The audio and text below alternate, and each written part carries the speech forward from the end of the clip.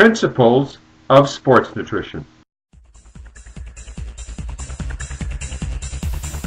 Aerobic means requiring air, and in the context of exercise, this is any form of activity that increases the demand for oxygen, and as a result of that demand, a new supply, an enhancement, an enrichment of the cells is facilitated.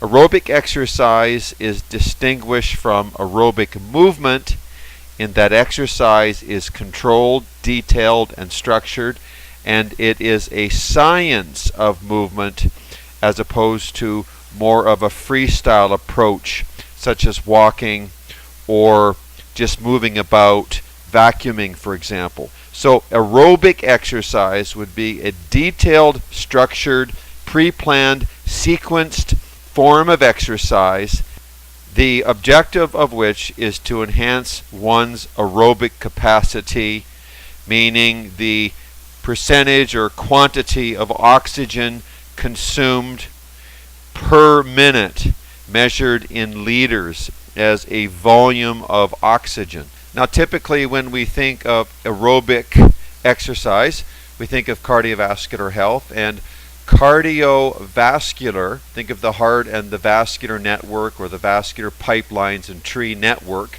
Cardiovascular health relates to the heart, blood vessels, circulation, and lung capacity.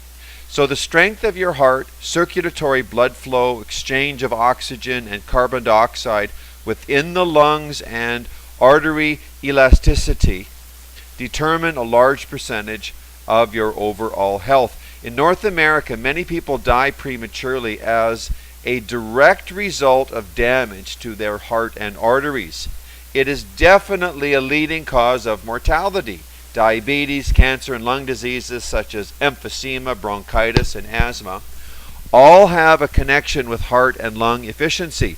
So the bottom line is, if you do not maintain excellent cardiovascular health, you become much more vulnerable to heart and lung tissue degeneration, and therefore more susceptible to a host of killer diseases and chronic illness. Aerobic activity includes running, swimming, skipping, rowing, inline skating, dancing, any form of exercise and movement that involves continuous movement and therefore increased oxygen consumption. When you breathe at an accelerated rate to meet the demands of aerobic activity, you challenge the ability of the body to produce energy and supply nutrients and oxygen to various parts of the body. At the same time, you force the eliminative channels, which include the bowels, skin, lungs, and kidneys and bladder, to excrete toxins which interfere with optimum function and energy production.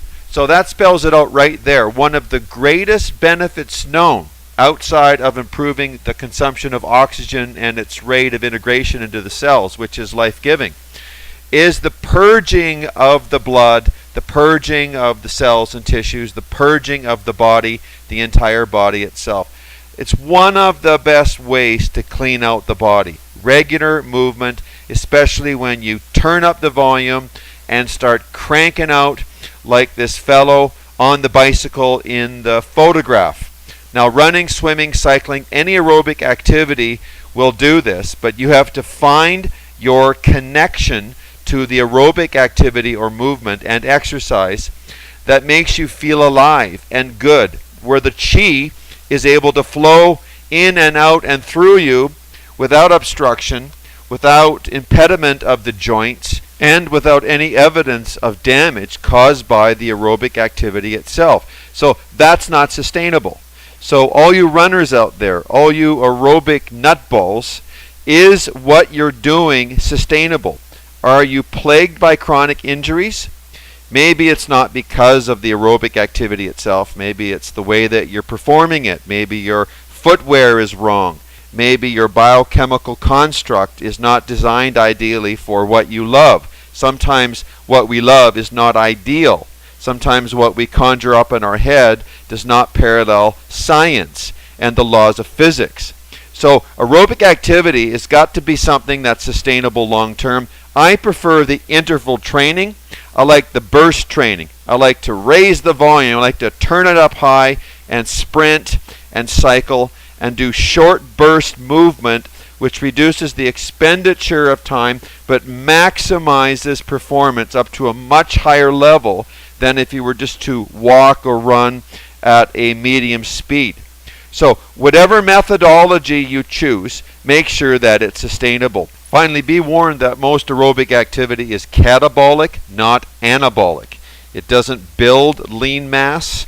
It reduces, it expends, it catabolizes. The consumption of oxygen creates and liberates billions of free radicals that can reduce or impair or get in the way of building muscle. You can actually lose muscle. That's why long distance runners, especially the marathoners, tend to look emaciated, and compare their look to the sprinter, to Usain Bolt. Compare the physiques of the long distance runner, the marathon runner, the 100-mile runner, to the sprinter.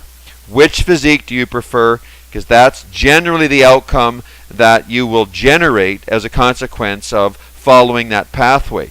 If you were to subject yourself to a complete fitness assessment, they would look at flexibility, muscle strength, muscle endurance, and aerobic capacity. So aerobic capacity, your ability to sustain a pace for a period of time, is one of the parameters or a biomarker established in science that equates to the reduction of morbidity and mortality if it's within the range of performance for your age group established through science as being ideal for optimum health, form, and function.